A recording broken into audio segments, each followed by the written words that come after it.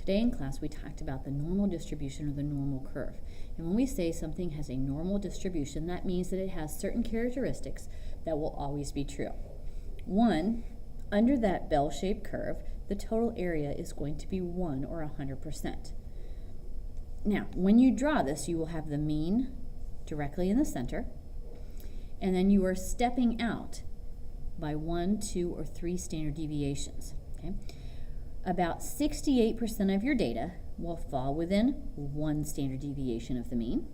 And that means 1 standard deviation on either side, either 1 below or 1 above. 95% of your data is going to fall within 2 standard deviations of the mean, and 99.7% of your data will fall between 3 standard deviations of the mean. Now I'm going to refer down to this larger picture down here. Now, one thing I want you to understand is when you are told that this is a normal distribution, everything from this black line up will always be the same. You do not need to memorize these percentages. They'll provide it for you on the formula sheet. What you're going to have to figure out is the specific number line on the bottom, and we do so by putting the mean in the middle, adding our standard deviations this way, subtracting our standard deviations this way, and then we can just work with the percentages that we know are true for the rest of the problem. And again, you do not need to memorize these percents. They will be provided for you. So if you come down here, let's look at this example.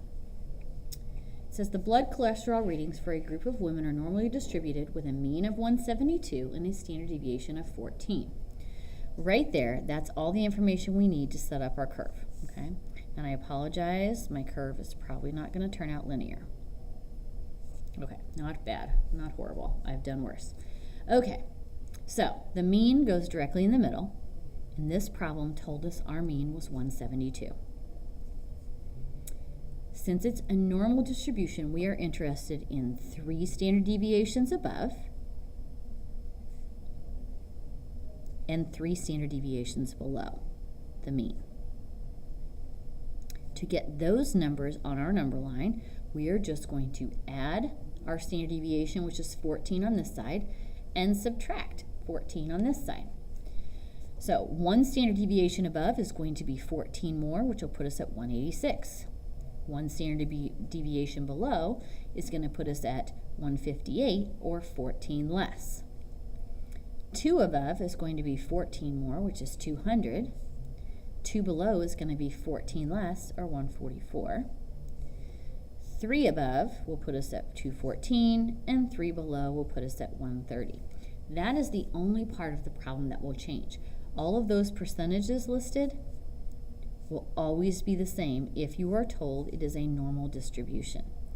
And when you get back to class, if you have a question on where these individual percentages came from, please come see me and I will explain it again.